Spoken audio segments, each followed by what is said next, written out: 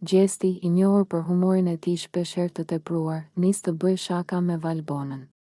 Ai e shikon me një buzëqeshje të çiltër, por fjalët e tij janë plot ironi dhe provokim. Valbona, më fal, por mendoj se koha po të ikën. Tani s'të merr më askush për grua. Duket sikur pjeshka jote ka filluar të rrudhet, thot ai, duke qeshur me zë të lartë. Disa nga banorët e tjerë që janë ulur aty pranë reagojnë menjëherë. Disa mbajnë të qeshurat të sikletshme, duke mos ditur si ta marrin këtë koment, ndërsa të tjerët hapin syt me habi të ndërgjegjshëm për efektin që do të ketë kjo shaka tek Valbona. Valbona, e cila zakonisht është e qetë dhe nuk i pëlqen debatet e kota, këtë herë nuk mund ta kaloj pa reaguar. Fytyra e saj ndryshon menjëherë, duke kaluar nga shoku në acarim të plotë. Ajo e shikon Gjestin me nervozizëm dhe i përgjigjet me ton të ashpër. Po ti kush je more që flet kështu? Mendon se je ndonjë princ simpatik që të vrapojnë gratë pas? Mos më detyro të vë në vendin tënd. Gjesti vazhdon të buzëqesh, duke u përpjekur ta kthejë në shaka, por Valbona nuk ndalon. Ke kaluar çdo kufi. Nuk mund të flasësh kështu për një grua. Ti nuk ke respekt as për gratë, as për veten tënde. Kush të jep të drejtën të ofendosh kështu? Atmosfera fillon të bëhet më e tensionuar. Disa nga banorët përpiqen ta qetësojnë situatën, ndërsa të tjerë shohin me interes, duke e ditur që ky debat mund të çojë në një përplasje më të madhe. Gjesti, i cili nuk e priste këtë reagim të ashpër, përpiqet ta zbusë situatën. Ej, Valbona, mos u acaro kaq shumë. Ishte thjesht një shaka. Ti e di që unë nuk e them me të keq. Por Valbona nuk bindet lehtë. Ajo tun kokën dhe i përgjigjet perazi, ka disa gjëra që nuk janë shaka, Gjesti. Dhe një burr që sillet kështu nuk është asgjë më shumë se një mashkull i papjekur që mundohet të duket i rëndësishëm. Gjesti e kupton që ka prekur një nerv të ndjeshëm dhe ndoshta ka shkuar shumë larg me fjalët e tij. Banorët vazhdojnë të diskutojnë mbi këtë situatë, ndërsa Valbona largohet e nervozuar, duke lënë pas një gjesti që, për herë të parë, duket sikur nuk ka një përgjigje gati për situatën që ka krijuar. A do të ketë ndonjë përballje të re mes tyre? Apo Gjesti do të kërkoj falje për komentet e tij? Shtëpia është tashmë në tension, dhe ky debat mund të jetë vetëm fillimi i një konflikti më të madh. Në një moment privat në një cep të shtëpisë, Gjesti dhe Egli po bisedojnë me zë të ulët, larg syve të banorëve të tjerë. Egli, e cila duket e qetë dhe e lumtur pranë tij, nuk e ka idenë se ajo që do të dëgjojë do ta tronditë. Gjesti, me një ton të ftohtë dhe të qetë, i thot diçka që e lë atë pa fjalë. Shiko, Egli, këtu brenda jemi bashkë, ti je e dashura ime. Por kur të dal jashtë, gjërat ndryshojnë. Unë kam ditë tjetër atje, një vajzë që më ka pritur, dhe realisht mes nesh nuk ka ndonjë të ardhme. Fjalët e tij bien si një bombë mbi Eglin, e cila për disa sekonda mbetet pa reaguar, duke e parë Gjestin me habi dhe zhgënjim. Po çfarë po thua, Gjesti? Çfarë do të thotë kjo? Ti më ke bërë të besoj se ndjen vërtet diçka për mua. I përgjigjet ajo, me sytë që i mbushen me lodhë. Gjesti, duke parë reagimin e saj, përpiqet të mos tingëllojë i ashpër, por ai e ka bërë tashmë zgjedhjen e tij. Nuk dua që ta marrësh personalisht, Egli. Por kjo është një lojë, dhe ne të dy kemi qenë pjesë e kësaj loje. Nuk dua të gënjej. Po të them të vërtetën që tani, që të mos kesh pritshmëri të gabuara. Egli ndihet e fyer, e përdorur dhe e mashtruar. Kështu pra? Unë jam thjesht një pjesë e lojës tënde? Dhe ti mendon se mund ta bësh këtë pa asnjë pasojë? I thot ajo me zë të dridhur, ndërsa përpiqet të përmbahet. Gjesti përpiqet të qetësojë situatën. Egli, nuk dua të lëndohesh. Thjesht dua që ta dish si qëndron e vërteta. Nuk dua që të kesh iluzione për diçka që nuk ekziston jashtë kësaj shtëpie. Egli e sheh me neveri dhe largohet, duke u përpjekur të mbajë lotët. Por brenda saj, zemërimi dhe zhgënjimi janë të mëdha.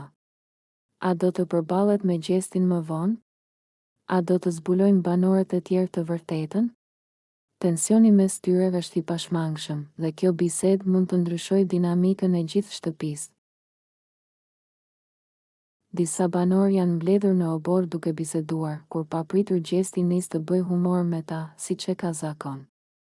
Ai e merr situatën me sportivitet dhe, me një buzëqeshje të lehtë në fytyrë, fillon të flasë me ironi për veten e tij. Po ju ende nuk e keni kuptuar. Unë kam 7 fytyra. Një për secilin prej jush. Nuk duhet të më besoni kurrë, sepse unë jam ai që ta fut kur nuk e pret. Thot ai, duke qeshur dhe duke parë reagimet e banorëve. Disa prej tyre e marrin me shaka dhe qeshin, por të tjerët e shohin me dyshim, duke mos qenë të sigurt nëse po bën humor apo po thot të vërtetën. Njëri nga banorët e kundërshton menjëherë, Gjesti, nuk është diçka e mirë të thuash kështu. Nëse e pranon vetë që nuk je i besueshëm, atëherë pse duhet të kemi besim të ty? Gjesti e shikon dhe, me një ton edhe më ironik, vazhdon, e pra, ky është problemi juaj, jo imi. Unë nuk kam thënë kurrë që jam njeriu më i mirë këtu. Unë thjesht e luaj lojën time, dhe ju duhet të dini me kë po keni të bëni. Disa banor fillojnë të ndihen të pakëndshëm, duke menduar për të gjitha situatat ku Gjesti ka treguar sjellje të dyshimta. Një prej tyre pyet, pra, gjithçka që ke bërë deri tani ka qenë thjesht një lojë? Edhe kur ke bërë sikur je shok me ne? Gjesti qesh dhe tund kokën lehtë, e po, misia dhe loja janë dy gjëra të ndryshme. Ju duhet të mësoni të dalloni kur jam i sinqert dhe kur thjesht po luaj. Kjo deklarat lë shumë prej banorëve të menduar. Disa fillojnë të dyshojnë në gjithçka që ai ka thënë apo bërë deri tani. A është vërtet Gjesti një lojtar strategjik që nuk mund t'i besohet, apo thjesht po bën humor për të krijuar situata argëtuese? Tensioni mes tij dhe disa banorëve duket se po rritet, dhe nuk është çudi që këto fjalë të çojnë në debate të reja brenda shtëpisë. Gjesti, i njohur për humorin e tij shpeshherë të tepruar, nis të bëj shaka me Valbonën. Ai e shikon me një buzëqeshje të çiltër, por fjalët e tij janë plot ironi dhe provokim. Valbona, më fal, por mendoj se koha po të ikën. Tani s'të merr më askush për grua. Duket sikur pjeshka jote ka filluar të rrudhet. Thot ai, duke qeshur me zë të lartë. Disa nga banorët e tjerë që janë ulur aty pranë, reagojnë menjëherë. Disa mbajnë të qeshura të sikletshme, duke mos ditur si ta marrin këtë koment, ndërsa të tjerët hapin syt me habi, të ndërgjegjshëm për efektin që do të ketë kjo shaka tek Valbona. Valbona, e cila zakonisht është e qetë dhe nuk i pëlqen debatet e kota, këtë herë nuk mund ta kaloj pa reaguar. Fytyra e saj ndryshon menjëherë, duke kaluar nga shoku në acarim të plotë.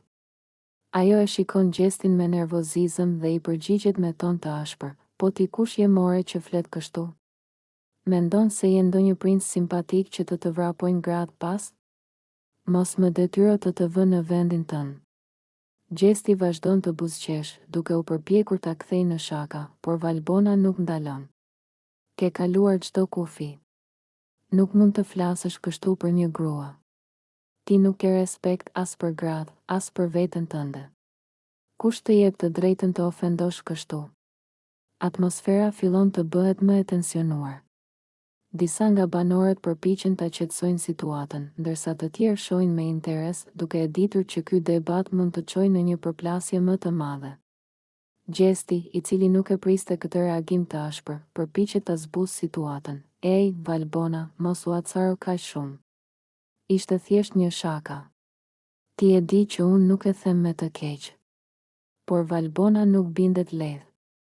Ajo tund kokën dhe i përgjigjet perazi. Ka disa gjëra që nuk janë shaka, Gjesti. Dhe një burrë që sillet kështu nuk është asgjë më shumë se një mashkull i papjekur që mundohet të duket i rëndësishëm. Gjesti e kupton që ka prekur një nerv të ndjeshëm dhe ndoshta ka shkuar shumë larg me fjalët e tij. Banorët vazhdojnë të diskutojnë mbi këtë situatë, ndërsa Valbona largohet e nervozuar, duke lënë pas një gjesti që, për herë të parë, duket sikur nuk ka një përgjigje gati për situatën që ka krijuar. A do të ketë ndonjë përballje të re mes tyre? Apo Gjesti do të kërkoj falje për komentet e tij? Shtëpia është tashmë në tension, dhe ky debat mund të jetë vetëm fillimi i një konflikti më të madh. Jozi, i njohur për natyrën e tij të drejtë për drejtë dhe komentet shpesh të ashpra, nis të flasë për Eglin me një ton plot ironi dhe përçmim. Ai shikon nga disa prej banorëve dhe tun kokën me shgënjim, pastaj nis të flas me një zë që dëgjohet nga të gjithë. Egli është bërë budallaqe fare. Nuk e kupton që po e përdorin? Gjesti po luan me të dhe ajo e ka marrë seriozisht. Po e shikoni dhe ju, apo vetëm unë e shoh këtë gjë? Thot ai duke qeshur me ironi. Disa banorë e shohin me habi, ndërsa të tjerë tundin kokën duke mos dashur të përfshihen në këtë diskutim. Por Jozi nuk ndalet, ai vazhdon më tej, duke e bërë situatën edhe më të rëndë. Sa po të mbaroj Big Brother, Gjesti do ta lërë Eglin dhe ajo do të mbetet vetëm. Nuk e kupton ajo. Mendohet se ka gjetur dashurinë këtu brenda, po në fakt është thjesht një pjesë e lojës së tij. Ajo thjesht po i shërben për strategji dhe kur të dalin jashtë, ai do të harrojë sikur s'ka ekzistuar kurrë. Disa prej banorëve fillojnë të ndihen në siklet nga ky diskutim. Njëri prej tyre i përgjigjet, Jozi, nuk është mirë të flasësh kështu. Edhe nëse është e vërtet ajo që thua, Egli ka të drejtën e saj të besoj dhe të ndjej çfarë të doj. Nuk është puna jon të gjykojmë ndjenjat e saj. Por Jozi nuk e pranon këtë. Ai buzëqesh me përbuzje dhe vijon, puna jon është të hapim sytë dhe të themi të vërtetën. Nuk më vjen keq për të, sepse e ka zgjedhur vetë këtë fat. Në vend që të luante për vete, po shpenzon gjithë kohën pas Gjestit, sikur ai është njeriu i saj i jetës. Por s'ka për të përfunduar mirë për të. Ndërkohë, disa nga banorët tjerë fillojnë të pëshpëritin mes tyre, ndërsa njëri prej tyre shikon nga Egli, e cila ndodhet jo shumë larg dhe duket sikur ka dëgjuar një pjesë të asaj që po thuhet. Fytyra e saj ndryshon dhe duket e prekur nga fjalët e Jozit. A do të përballet Egli me Jozin për këto fjalë? A do të reagojë Gjesti? Apo kjo do të mbetet thjesht një thashethem që do të ndizet akoma më shumë brenda shtëpisë? Debatet dhe tensionet vetëm sa po shtohen dhe duket se kjo histori nuk do të përfundojë kaq lehtë. Në një nga momentet e zakonshme të bisedave në shtëpinë e Big Brother, Amber duket e irrituar dhe nuk e fsheh as pak opinionin e saj për Eglin. E ulur me disa banorë të tjerë, ajo nis të flasë me një ton të ashpër dhe plot për çmim, duke e bërë të qartë se nuk e ka as pak për zemër Eglin. Egli është vajza më e shpifur që kam parë ndonjëherë. Nuk ka as dinjitet, as karakter. Është e gatshme të shes edhe veten vetëm për pak famë. Thot Amber duke tundur kokën me neveri. Disa nga banorët e tjerë e dëgjojnë me vëmendje, disa duket se pajtohen, ndërsa të tjerë duken të habitur nga ashpërsia e fjalëve të saj. Njëri prej tyre ndërhyn me një ton të kujdesshëm, Amber, mos ndoshta po e egzageron? Nuk është mirë të flasësh kështu për të. Por Amber nuk tërhiqet. Ajo nxiton të shtojë akoma më shumë, jo, nuk po e egzageroj fare.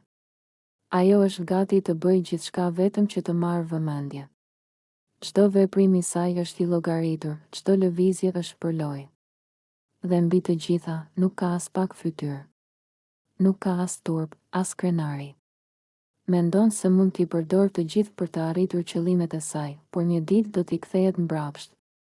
Banorët fillojnë të shikojnë njëri tjetrin, të vetëdijshëm se këto fjalë do të krijojnë një debat të madh nëse Egli i dëgjon. Njëri prej tyre i thot Ambrit, nëse mendon kështu, pse nuk ja thua në sy? Përse e flet këtu pas shpine?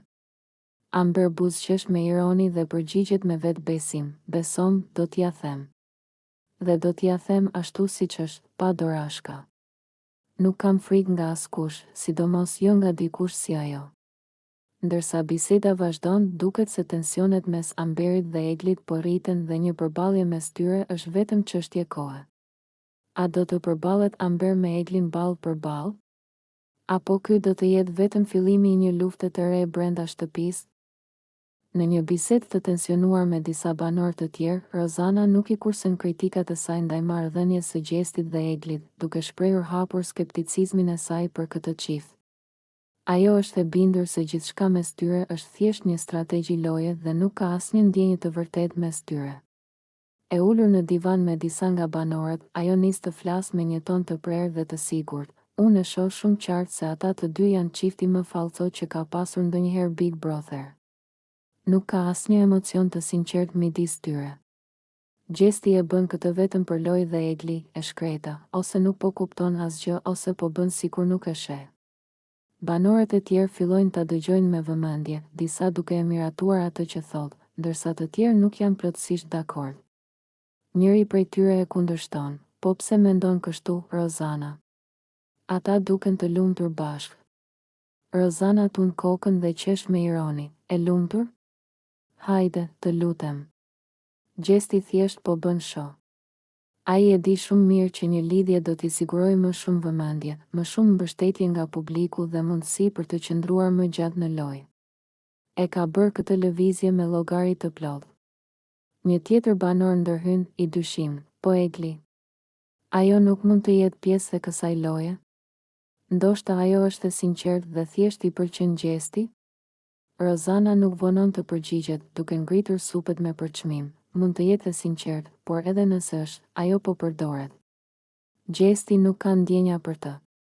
Ai i shmanget çdo gjë e serioze dhe e sheh vetëm si një mjet për të vazhduar më gjatë në shtëpi.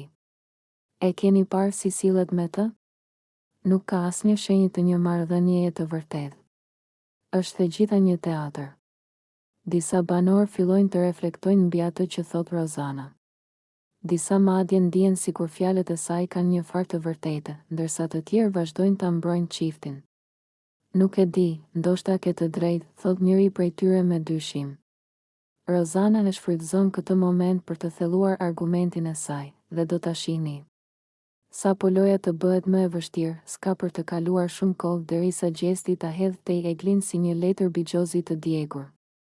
Ai nuk është këtu për të krijuar një lidhje të vërtetë, është këtu vetëm për veten e tij. Biseda vazhdon të nxehet dhe nuk është çudi nëse fjalët e Rozanës do të arrijnë edhe tek Gjesti dhe Egli, duke sjellë një tjetër konflikt brenda shtëpisë. A do të përballet ajo me ta dhe t'ua thot këto gjëra në sy, apo thjesht do të vazhdoj të përhap dyshime mes banorëve? Në një moment të papritur dhe emocionues brenda shtëpisë së Big Brother, Gjesti më në fund vendos të shprehë hapur ndjenjat e tij për Eglin. Pas shumë ditësh lojra, tensione dhe dyshime nga banorët e tjerë për marrëdhënien e tyre, ai merr një qëndrim të qartë dhe e bën publik vendimin e tij përpara të gjithëve, në mes të një bisede të zakonshme me disa nga banorët e tjerë. Gjesti papritur ndalet, e shikon Eglin në sy dhe me një buzëqeshje të sinqertë thotë: "Më në fund e kuptova, nuk ka më lojra, nuk ka më dyshime. Egli është e dashura ime dhe tani e tutje do ta mbaj si të tillë." Në atë moment, shtëpia për pak sekonda mbetet në heshtje, teksa të gjithë banorët përpunojnë atë që sapo dëgjuan. Egli, e cila nuk e priste një deklaratë të tillë në një moment kaq spontan, e shikon Gjestin me sytë e mbushur me emocion dhe befasi. Një buzëqeshje e madhe i shfaqet në fytyrë dhe nuk mund ta fshehë lumturinë e saj.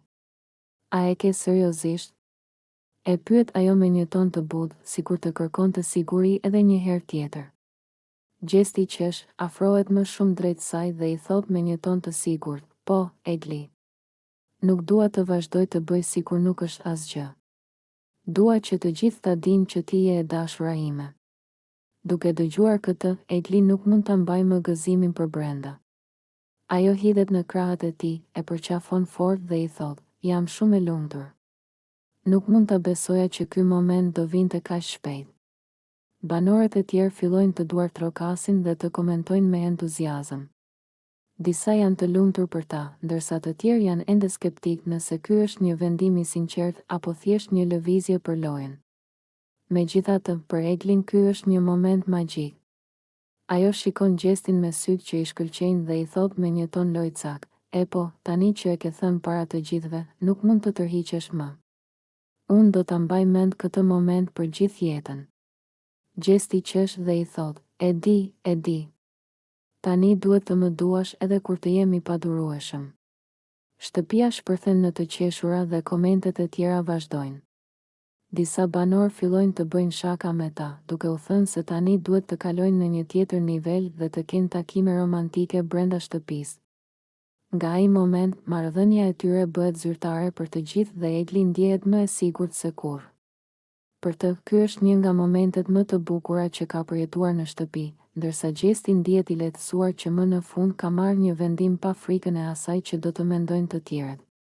Por pyetja që mbetet është: A do të zgjas kjo lidhje apo është thjesht një strategji për lojën? Në një moment tensioni të lartë brenda shtëpisë së Big Brother, Rozana dhe Jozi përfshihen në një debat të ashpër që tërheq vëmendjen e të gjithë banorëve. Prej ditësh, mes tyre ka pasur fërkime dhe mosmarrëveshje të vogla, por këtë herë situata del jashtë kontrollit dhe përplasja bëhet e pashmangshme.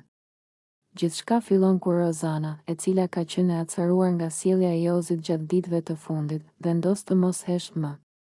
Ajo, me një ton të prerë dhe të vendosur, i drejtohet Jozit para të gjithëve: ti nuk je asgjë tjetër veç se një fëmijë i papjekur. Nuk e ke idenë se çfarë do të thotë të sillesh si një burr i vërtetë. Sjellja jote është qesharake dhe e pahishme. Jozi, i cili nuk është tip që injoron provokimet, nuk e lë këtë akuzë të kalojë pa reaguar. Ai e shikon Rozanën me një shprehje ironike dhe qesh në mënyrë tallëse, duke e provokuar edhe më shumë. Pse, çfarë do të më mësosh ti? Si të sillem? Hajde, Rozana, mos e tepro. Ti je thjesht e frustruar sepse nuk të ecën loja këtu brenda. Kjo përgjigje e acaron edhe më shumë Rozanën, e cila tashmë është e vendosur për të mos e lënë këtë debat të përfundojë këtu. Ajo afrohet edhe më shumë dhe, me një ton më të lartë, vazhdon: Jozi, ti je personi më i keq në këtë shtëpi. Nuk respekton askën, tallesh me të gjithë dhe mendon se je më i zgjuari këtu. E vërteta është që të gjithë e shohin se kush je në të vërtetë, një djalë i vogël që bën sikur është i fortë, por në fakt je thjesht një fëmijë i llastuar që nuk di të përballojë realitetin.